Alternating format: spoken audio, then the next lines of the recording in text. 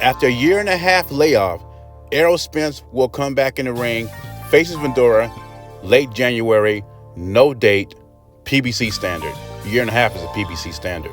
All we know right now, according to boxing reports, Errol Spence will be fighting Fundora. We don't know if it's going to be for both belts or one belt. But the big fish will be back in 2025. We don't know, but more than likely it is, but we don't know if it's going to be a pay-per-view or not. But Errol Spence is fighting his hometown, trying to be a two-division champion. Some boxing fans feel that only way Errol Spence beats Fundora is if Fundora takes a dive. That's how brutal the beating Terence Crawford gave him. Now, also, they say Errol Spence wasn't a big puncher at 147. What is he going to do at 154? Even I was in the opinion that Errol Spence should retire after that beating he took from Terence Crawford.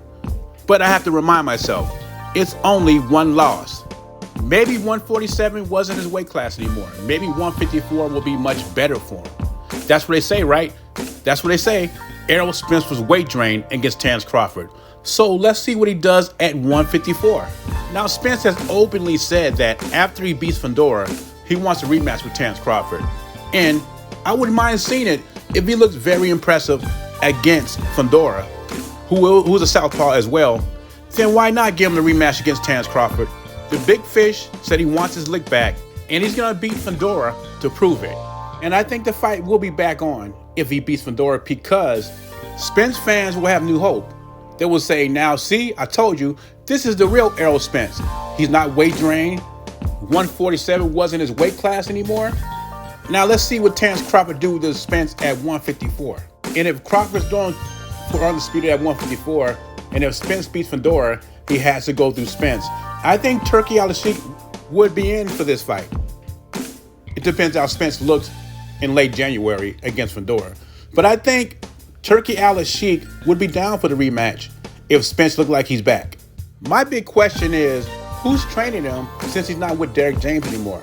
My guess would be Gervonta Davis trainer Calvin Ford. That will be a factor in this fight. Also, Spence is fighting another southpaw, and he's coming off a year and a half layoff.